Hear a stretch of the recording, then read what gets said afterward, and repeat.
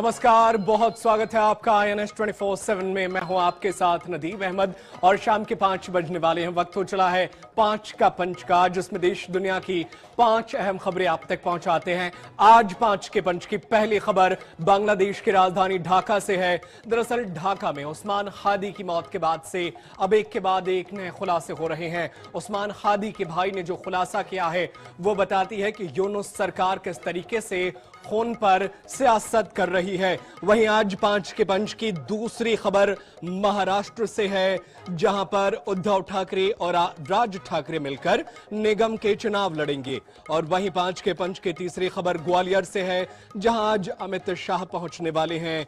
चौथी खबर छत्तीसगढ़ से है, जहां आज आमाबेड़ा की घटना के विरोध में राज्य स्तरीय बंद का आह्वान किया गया। वहीं 5 के पंच की पांचवी और अंतिम खबर भोपाल से है, जहां नए साल के जश्न के लिए आबकारी विभाग ने 1 दिन का लीकर लाइसेंस को जारी किया है। तो 5 के पंच की ये 5 खबरें। पहली खबर पड़ोसी मुल्क बांग्लादेश से है, जहां पर उस्मान हादी की हत्या को लेकर के उसी के भाई ने नए दावे किए हैं। और वहीं महाराष्ट्र से दूसरी खबर, जहां पर उद्धव ठाकरे और राज ठाकरे मिलकर चुनाव लड़ने वाले हैं। तो तमाम खबरों पर एक एक कर विस्तार से आप तक पहुंचाएंगे।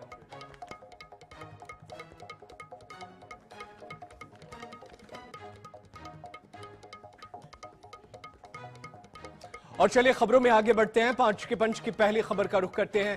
पहली खबर पड़ोसी मुल्क बांग्लादेश से है, जहां पर हाल ही में बड़े नेता के तौर पर पहचान बनाने वाले उस्मान हादी की हत्या के बाद से अब इसमें नया खुलासा हुआ है और यह दावा खुद उस्मान हादी के भाई ने किया है। दरअसल उस्मान हादी के भाई शरीफ उमर हादी ने यूनुस सरकार पर ही गंभीर आरोप लगा दिए हैं। उमर हादी ने कहा कि सरकार के अंदर कुछ ताकतें ही उस्मान हादी की हत्या के पीछे हैं।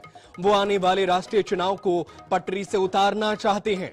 उमर ने यह भी आरोप लगाया कि मंगलवार को शाहबाग में आयोजित इनकलाब मंच के शहीदी शपथ कार्यक्रम में यह आरोप लगाए।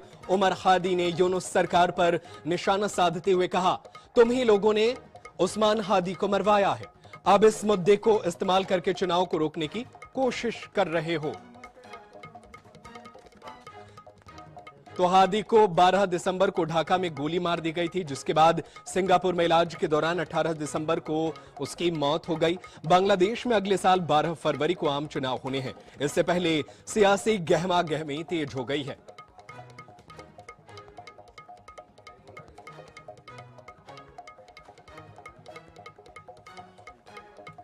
और चलिए इसी खबर पर ज्यादा जानकारी और ज्यादा चर्चा करते हैं। हमारे साथ विदेश मामलों के जानकार ब्रह्मदीप अलूने जी जुड़ गए हैं, उनका रुख कर लेते हैं। अलूने जी, देखिए ये तो एक टर्निंग पॉइंट है इस पूरी कहानी की, क्योंकि ये कहना कि मौजूदा सरकार ही हत्यारी है तो ये बताती है कि जो लोग सत्ता में बैठे हैं वो किसी हाल में सत्ता नहीं छोड़ना चाहते, इसके लिए वो कुछ भी करने को तैयार है बांग्लादेश में। बिल्कुल, देखिए नदीम जी, बहुत दिलचस्प मोड़ है, क्योंकि भारत विरोधी तमाम शक्तियों के बावजूद, उनकी कोशिशों के बावजूद और दावों के बावजूद अब जो हादी के भाई ने जो कुछ कहा है उससे एक बात स्पष्ट हो गई है कि यूनुस किसी कीमत पर सत्ता में बने रहना चाहते हैं और यूनुस की कोशिशें हैं कि किसी कीमत पर चुनाव टाल दिए जाए जिससे कि वो सत्ता में बने रहे। तो अब हादी के भाई के सामने आने के बाद बांग्लादेश में चुनाव कैसे होंगे, ये बहुत मुश्किल सवाल हो गया है। और इसके साथ ही साथ इस बात की संभावना भी बढ़ गई है कि आने वाले समय में कट्टरपंथी ग्रुप है जो न केवल एक दूसरे के सामने हो सकते हैं, लेकिन एक नए तरीके से राजनीतिक हिंसा इस देश में बढ़ सकती है। नदीम जी, बिल्कुल ये बात आप सही बोल रहे हैं, लेकिन सवाल अहम है ना कि यूनुस को सत्ता में बने रहना है या किसी को भी बने रहना है, वो अपना खून बहाए। वहां पर मौजूद अल्पसंख्यकों से उन्हें क्या दिक्कत है, उनका खून क्यों बहा रहे हैं, और भारत सरकार को कैसा रुख रखना चाहिए इस पूरे मामले पर, आपको क्या लग रहा है? जी देखिए, एक बात जरूर मैं जोड़ना चाहूंगा कि ये जो हादी की हत्या हुई है तो नेशनल सिटीजन पार्टी जो है एक तरफ है और दूसरी तरफ उनके सामने जमात इस्लामी है। तो जमात इस्लामी ऐसा लगता है कि नेशनल सिटीजन पार्टी से आशंकित हो रही है। यही कारण है कि कट्टरपंथी ग्रुप एक दूसरे के सामने आ गए। अब जहां तक भारत का सवाल है या अल्पसंख्यकों का सवाल है, तो एक खबर अच्छी आई है कि जो तारिक रहमान है, खालिदा जिया के जो बेटे हैं, वो अब आ रहे हैं बांग्लादेश। और बीएनपी एक स्थापित पार्टी है, उससे यह अपेक्षा की जा सकती है कि वह पार्टी देश की सत्ता को संभाल लेगी, क्योंकि उसके पहले भी वो संभाल चुकी है। तो अभी भारत के लिए बहुत कठिन समय था, क्योंकि अवामी लीग पर प्रतिबंध लग रहा था, अवामी लीग के ऊपर कहाँ पर जाते हैं। मुझे अब, क्योंकि हमने कहा पिछले दिनों प्रधानमंत्री मोदी ने खालिदा जिया की। जी बिल्कुल, ये अहम बात है। खालिदा जिया के बेटे आएंगे और वो एक सियासत में जो है अहम कदम रखने वाले। देखना होगा किस तरीके से माहौल बदलता है। लेकिन जो आरोप लगाया उस्मान हादी के भाई ने, वो बेहद अहम है और यूनुस सरकार की पोल पट्टी पूरी तरीके से खुल गई है। बहुत शुक्रिया तमाम जानकारी के लिए, हमारे साथ चर्चा करने के लिए डॉक्टर ब्रह्मदीप अलूनी जी, बहुत शुक्रिया आपका।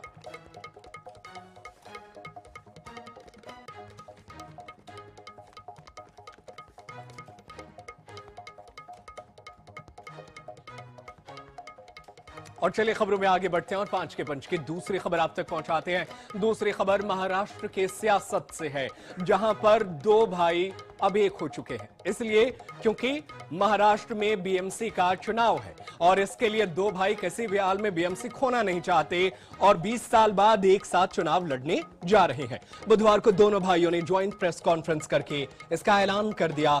महागठबंधन को लेकर उद्धव ने कहा कि हमारी सोच एक है, गठबंधन बनाने को लेकर, अगर बटेंगे तो बिखरेंगे। महाराष्ट्र के लिए हम सब एक हैं। इससे पहले दोनों नेता शिवाजी पार्क स्थित बाला साहेब ठाकरे के स्मारक पहुंचे और श्रद्धांजलि दी। पिछले 5 महीने में यह दूसरा मौका है जब ठाकरे भाइयों ने मंच साझा किया। इसी साल जुलाई में मुंबई के वर्ली डोम में मराठा एकता रैली में उद्धव और राज ठाकरे एक साथ आए थे। इससे पहले साल 2006 में बाला साहेब ठाकरे को रैली में साथ दिखे थे। बता दें कि महाराष्ट्र के 29 नगर निगमों में अगले साल जनवरी में चुनाव होने हैं। उनमें वृहद मुंबई नगर पालिका, बीएमसी, पुणे नगर निगम भी शामिल है। वोटिंग 15 जनवरी को होगी और रिजल्ट 16 जनवरी को आएगा। ऐसे में इन दोनों भाइयों का साथ आना महाराष्ट्र की सियासत में एक नए समीकरण को जन्म दे सकता है। इसके अलावा कई और नेता जो है, उनमें नाम जो है कई बड़े नेताओं का है। वो कह चुके हैं कि चुनाव के बाद जरूरत पड़ी तो वो कांग्रेस का भी साथ लेने के लिए तैयार है। तो महाराष्ट्र में बीएमसी, टीएमसी जैसे चुनाव होने हैं और ऐसे में नगर निगमों के चुनाव को लेकर जो है वो अब 2 भाई एक साथ आ गए हैं। 20 साल बाद एक साथ आने की वजह यह है कि बीएमसी के चुनाव में वो बेहतर प्रदर्शन करना चाहते हैं और कम से कम बीएमसी में अपनी सरकार देखना चाहते हैं, क्योंकि महाराष्ट्र में विधानसभा चुनाव हुआ। इसमें दोनों भाइयों ने अलग अलग चुनाव लड़ा और दोनों को ही बुरी तरीके से हार मिली। ऐसे में नगर निगम के चुनाव में, बीएमसी के चुनाव में, पुणे नगर निगम के चुनाव में वो अच्छा प्रदर्शन करना चाहते हैं और वोटों के बिखराव को रोकना चाहते हैं।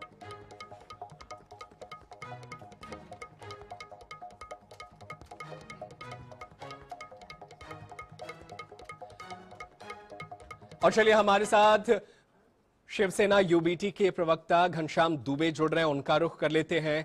घनश्याम जी, 20 सालों के बाद अब आप मिलकर चुनाव लड़ रहे हैं, कितनी बदली परिस्थितियां होंगी और कितने आपके कार्यकर्ता जो हैं वो एक साथ गले मिलकर चुनाव लड़ेंगे? कितना भरोसा है आपको ताकि बेहतर नतीजे आए? देखिए, मैं आपको बताना चाहता हूं कि आज 20 साल बाद दोनों बंधु एकत्र हुए हैं। तो आज मेरे इधर शिवसेना और महाराष्ट्र नवनिर्माण सेना के सभी कार्यकर्ताओं में जो उत्साह दिखाई दे रहा है, मैं बताना चाहता हूं कि बीएमसी के चुनाव में इसके अच्छे परिणाम नजर आने वाले हैं और मराठी अस्मिता के लिए यहाँ पर मुंबई में रहने वाले हर वर्ग के लोग मराठी अस्मिता के लिए लड़ने के लिए तैयार है। और सबसे खुशी, मैं बहुत बहुत धन्यवाद देना चाहता हूँ यहाँ की जनता का और दोनों बंधुओं का, जिन्होंने जनता के भावनाओं का कदर करते हुए आज 20 साल बाद साथ आए हैं। हम लोगों में इतनी खुशी है कि मैं उसका बयान नहीं कर सकता। लेकिन घनश्याम जी, ये तो अच्छी बात है कि दोनों भाई एक साथ आए, गले मिले। विपक्षी सवाल उठा रहे हैं, दिल मिले हैं कि नहीं? जो जमीनी स्तर पर कार्यकर्ता हैं वो मिलेंगे कि नहीं, ये सवाल है। देखो, दिल भी मिला है और दल भी मिला है। विरोधी जो है आज इनके साथ आने से उनमें एक अलग खौफ पैदा हुआ है कि ये साथ आ गए तो मेरा क्या होगा। तो विरोधी कुछ भी बोले, विरोधी तो डर के मारे उन सबका सवाल है कि आज एकत्र आए हैं तो क्या होगा, दिल मिला दल मिला तो दिल मिला कि नहीं मिला। अरे बाबा, जिसका दल मिलता है तो बिना दिल मिलाए नहीं मिलता है। मैं दावे के साथ कहता हूं कि जितने भी कार्यकर्ता हैं, चाहे मनसे के हों, चाहे शिवसेना यूबीटी के हों, सब लोगों ने एक साथ आज अपने अपने शाखा में, अपने अपने एरिया में, पूरे मुंबई, पूरे महाराष्ट्र में एक दूसरे को मिठाई खिला करके अपनी खुशी का इजहार किया है महाराष्ट्र बंधुओं को साथ आने। ठीक है घनश्याम जी, ये तो आप कह रहे हैं कि दिल मिला है दल मिला, ये तो नतीजे बताएंगे, लेकिन कुछ खबरें निकलकर सामने आई थी, उस पर आप क्या कहना चाहेंगे? कहा यह जा रहा था कि बहुत सारी ऐसी सीटें हैं जहां पर जो है राज ठाकरे चाहते हैं कि वो उन्हें सीटें मिले, वो वहां से लड़ेंगे। कई सीटें हैं जिन पर उद्धव चाहते हैं कि वो चुनाव लड़े। तो क्या जो सीटों का टकराव था वो कुछ खबर है या नहीं है, या ये बस सब सिर्फ अफवाह है? जी, ये सारी चीजें अफवाह है। जो सीटों का बंटवारा है वो सीट का सब कंफर्मेशन हो चुका है, और सीट मेरे कोई भी पेच ऐसा नहीं है जो कहीं पर भी सीट फंसा है कि इस सीट को लेकर के दोनों भाई अड़े हैं। जब दिल मिल गया है तो सीट का कोई मायने नहीं। अरे सर, जब दिल मिल ही गया है तो कांग्रेस से भी हाथ मिला लेते, उन्हें क्यों छोड़ दिए? विधानसभा चुनाव में तो वो साथ थे और अचानक से अब बीएमसी की बारी आई तो उनसे आप दूरी बना लिए। देखिए, हम किसी से दूरी नहीं बनाए हैं, हम सदैव सबके साथ हैं। जो हमारी महाविकास अघाड़ी की थी, अभी उनका विचार है कि मैं अपना अकेला चलो की राह पर है तो अकेले चल रहे हैं। जब चुनाव के नतीजे आएंगे तो देखा जाए, लेकिन अभी जो विषय है वो यह है कि हमारे दोनों नेता साथ आए हैं। इसका मैं बहुत खुशी है हमको, और मैं पूरे महाराष्ट्र की जनता का धन्यवाद देना चाहता हूं, और ठाकरे बंधुओं का भी बहुत बहुत धन्यवाद देना चाहता हूं कि आपने हर कार्यकर्ताओं के भावनाओं का कदर किया है। ठीक है, तो मतलब आप कह रहे हैं कि आप चुनाव के बाद जरूरत पड़ी तो आप जो है वो कांग्रेस का साथ ले सकते हैं। आपके एक बड़े नेता ने भी इस बात को दोहराया था। बिल्कुल बिल्कुल, हमारे बड़े नेता ने कहा है, सभी लोगों ने कहा है, तो हम लोग साथ में हैं। और मतलब कांग्रेस को आप नमक की तरह इस्तेमाल करेंगे, जितना स्वाद अनुसार, जितना जरूरत रहेगा गठबंधन के बाद कि लगेगी सरकार बनानी है, तब आप उनका इस्तेमाल कर सकते हैं। नहीं, ऐसा नहीं कि लगेगा, लेकिन हमारे साथ तो अगर आने के लिए तैयार होंगे तो चुनाव के बाद उनका स्वागत करेंगे हम लोग। ऐसा कुछ नहीं है, और हम सत्ता में आ रहे हैं। जरूरत क्या है, हम तो बीएमसी चुनाव के सत्ता में आ रहे हैं। मैं दावे के साथ कह रहा हूँ। ठीक है, दावे के साथ कह रहा हूं। नतीजे के बाद पता चलेंगे, नतीजे 16 तारीख को आएंगे, हम आपसे दोबारा जुड़ेंगे उस दिन। बहुत शुक्रिया घनश्याम दुबे जी हमारे साथ चर्चा करने के लिए।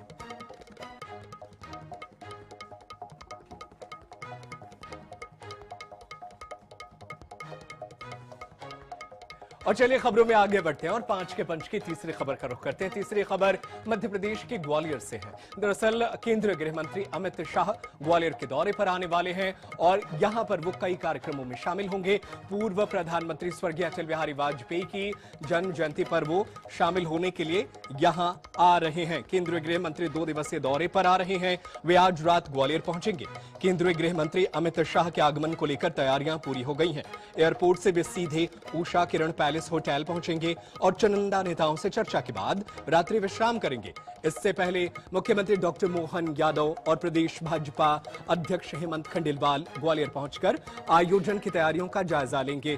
बता दें कि कल ग्वालियर में अभुद्य मध्य प्रदेश ग्रोथ समिट का आयोजन होगा। सुरक्षा के मद्देनजर 2700 अधिकारी, कर्मचारी और जवानों को तैनात किया गया है। मेले मैदान में 1200 पुलिसकर्मी रहेंगे, जबकि 1500 अन्य बल एयरपोर्ट से विभिन्न स्थानों पर तैनात रहेंगे। आज शाम 7:10 तक रूट डाइवर्ट रहेगा और कार्यक्रम स्थल के आसपास 25 पार्किंग स्पॉट तय किए गए हैं। तो केंद्रीय गृह मंत्री अमित शाह का ग्वालियर दौरा और यहां पर वो कई कार्यक्रमों में शामिल होंगे।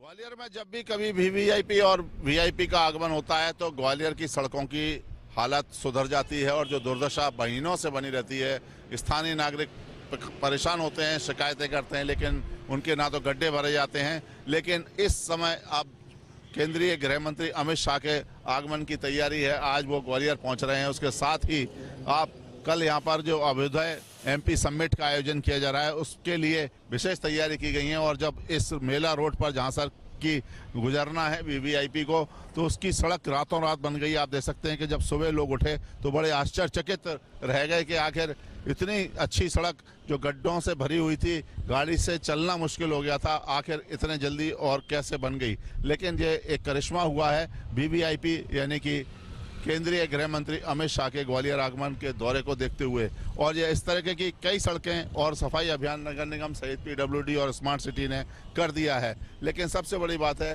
कि जो सड़कें रातों रात बन जाती हैं, जनता महीनों से कई बार गुहार लगाती है, लेकिन उन सड़कों की दुर्दशा सुधरने का नाम नहीं लेती है। ग्वालियर वैसे भी सड़कों के लिए कुख्यात और बदनाम रहा है और गड्ढे वाली सड़कों के लिए पहचान बन चुकी है। लेकिन अब नगर निगम सड़कों से धूल हटाने के साथ साथ जो सरकारी मशीनरी की मशीनें जो थी, मैकेनाइज्ड रोड स्वीपिंग मशीन भी आ गई है। सड़कों पर डामर बिछाया जा रहा है और सड़कें रातों रात तैयार कर दी गई हैं। यानी कि वीआईपी के आगमन से कम ग्वालियर वासियों को फायदा हुआ है और गड्ढों और दचकों से एक निजात भी मिली है। लेकिन रातों रात सड़क बनने से सवाल भी उठ रहे हैं कि आखिर जनता की गुहार क्यों नहीं सुनी जाती है। जब कोई वीआईपी या वीआईपी आता है तभी किस तरीके की सुनवाई क्यों होती है। कैमरामैन अजय उपाध्याय के साथ जावेद खान, INS न्यूज ग्वालियर।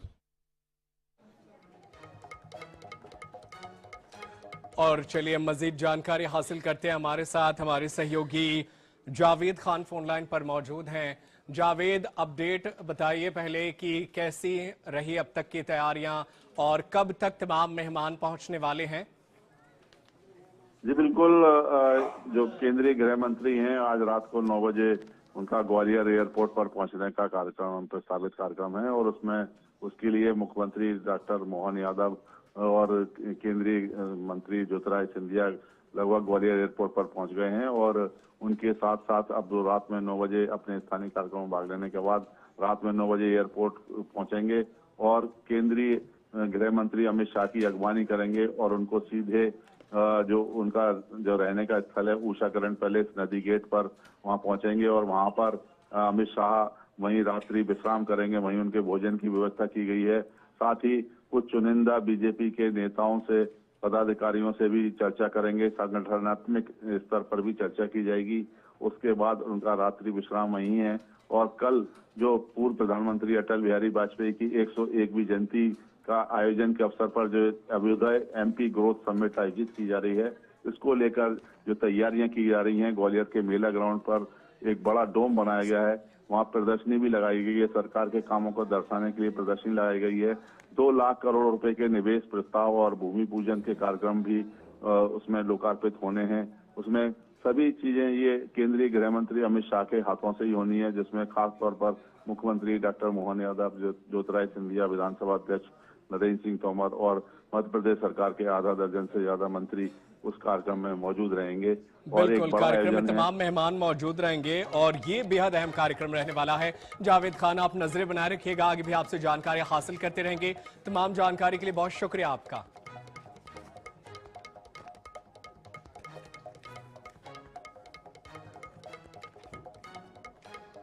और चलिए खबरों में आगे बढ़ते हैं और 5 के पंच की चौथी खबर का रुख करते हैं। चौथी खबर छत्तीसगढ़ से है।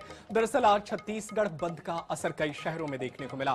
दरअसल आपको बता दें कि सर्व आदिवासी समाज ने यह बंद का ऐलान किया और इसका असर राज्य के कई जिलों में देखने को मिला।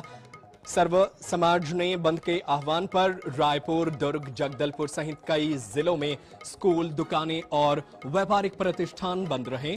पखांजूर और बालोद में भी बंद का असर देखने को मिला, जहां मेडिकल स्टोर और आवश्यक सेवाओं को छोड़कर सभी दुकानें बंद हैं। कांकेर में सर्व समाज के लोग सुबह से सड़कों पर उतरे। बंद को छत्तीसगढ़ चैंबर ऑफ कॉमर्स और अन्य सामाजिक संगठनों का समर्थन मिला है। सुरक्षा के कड़े इंतजाम किए गए हैं और पुलिस भी सतर्क नजर आई। तो ये 5 तस्वीरें पखांजूर, बालोद, कांकेर, जगदलपुर, रायपुर की ये तस्वीरें, चारों तरफ बंद का असर देखने को मिला। दरअसल धर्मांतरण के विरोध में आज छत्तीसगढ़ बंद बुलाया गया। चैंबर ऑफ कॉमर्स ने इस बंद को समर्थन दिया। कांकेर के आमा बेड़ा की घटना को लेकर यहां पर सर्व आदिवासी समाज ने प्रदर्शन किया, दुकानें बंद कराई और धर्मांतरण का विरोध किया जा रहा है। और इन तस्वीरों के अलावा चलिए कुछ अन्य तस्वीरों की बात करते हैं। और ये 6 तस्वीरें पखांजूर, फरसगांव, जगदलपुर, बालोद, कांकेर और रायपुर की 6 तस्वीरें। तमाम तस्वीरों में बंद का असर देखने को मिला। स्कूल, कॉलेज बंद रहे। कई कारोबार जो है इस दौरान ठप पड़े नजर आए। तो ये 6 तस्वीरें चैंबर ऑफ कॉमर्स ने भी समर्थन दिया। धर्मांतरण के विरोध में छत्तीसगढ़ बंद बुलाया गया और ये तस्वीरें बंद का असर, दुकानें बंद रहीं, शटर बंद रहे। इसके अलावा कई लोगों ने दुकानें, व्यापारिक प्रतिष्ठान, स्कूल, कॉलेज भी बंद रहे। रायपुर, दुर्ग, जगदलपुर, महासमुंद तमाम शहरों में बंद का दृश्य ही नजर आया। और चलिए ज्यादा जानकारी हासिल करते हैं। हमारे साथ हमारे सहयोगी मोहम्मद हसन फोन लाइन पर मौजूद हैं। हसन, ये तमाम तस्वीरें हम पहुंचा रहे हैं, बंद का असर देखने को मिला, अभी क्या अपडेट है, माहौल क्या है बाहर का, हमारे दर्शकों को अपडेट कीजिए। बिल्कुल नजीम, देखिए छत्तीसगढ़ के कांकेर में के आमाबेड़ा में जो हिंसक घटना हुई थी, इसके बाद जो है अवैध धर्मांतरण के खिलाफ आज छत्तीसगढ़ बंद का आह्वान जो है वो किया गया था। लगातार देखा जा रहा है छत्तीसगढ़ के खास तौर पर बस्तर संभाग में जो है अवैध धर्मांतरण के मामले लगातार सामने आ रहे हैं और इसी को लेकर के आज एक बड़ा विरोध था जिसमें तमाम जो व्यापारी हैं, इसके अलावा छत्तीसगढ़ चैंबर ऑफ कॉमर्स है, ये सभी लोगों ने सहयोग किया और आज छत्तीसगढ़ बंद आह्वान करने का निर्णय लिया गया था, जिसके तहत न केवल राजधानी रायपुर बल्कि तमाम जो अलग अलग संभाग हैं वहां पर आज दुकानें बंद दिखाई दी। अमूमन सुबह 8 बजे दुकानें खुल जाती हैं, लेकिन आज सभी दुकानें बंद दिखाई दी। केवल आवश्यक सेवाएं यानी कि मेडिकल की बात करें, मेडिकल स्टोर्स, हॉस्पिटल यही खुले हुए थे, बाकी तमाम दुकानें जो है वो बंद थी। जबकि कल क्रिसमस को देखते हुए व्यापारियों का अच्छा खासा कारोबार भी होना था, लेकिन अवैध धर्मांतरण को लेकर के लगातार अब कहीं ना कहीं जो व्यापारी हैं बिल्कुल वो भी सामने आ रहे हैं। आज जो है व्यापार जो है वो बेहद प्रभावित रहा। जरूरी चीजों को छोड़ दे तो बाकी चीजें बंद नजर आई। बहुत शुक्रिया हसन तमाम जानकारी के लिए। आप नजरें बनाए रखिएगा, आगे भी आपसे जानकारी हासिल करते रहेंगे। और चलिए खबरों में आगे बढ़ते हैं और 5 के पंच की 5वीं और अंतिम खबर आप तक पहुंचाते हैं। अंतिम खबर भोपाल से, जहां पर लोग 500 रुपए देकर बार खोल सकते हैं। ऐसा फैसला लिया गया है भोपाल में। दरअसल आपको बता दें कि 500 रुपए देकर घर में बार खोल सकते हैं। भोपाल का आबकारी विभाग पार्टी के लिए 1 दिन का शराब लाइसेंस देगा। जिन रेस्टोरेंट, होटल या गार्डन में 500 से 5000 तक की भीड़ जुटेगी तो वहां लाइसेंस के बदले 25,000 से 2 लाख रुपए तक देने पड़ेंगे। आबकारी विभाग ऑनलाइन लाइसेंस जारी करेगा। आबकारी की यह गाइडलाइन न्यू ईयर से पहले आई है। ऐसे में 31 दिसंबर और 1 जनवरी के दिन भी लोग लाइसेंस ले सकते हैं। बता दें कि शहर में अब की बार भी न्यू ईयर के जश्न के लिए 350 से ज्यादा होटल और ढाबा संचालक 1 दिन का शराब पिलाने का लाइसेंस ले सकते हैं।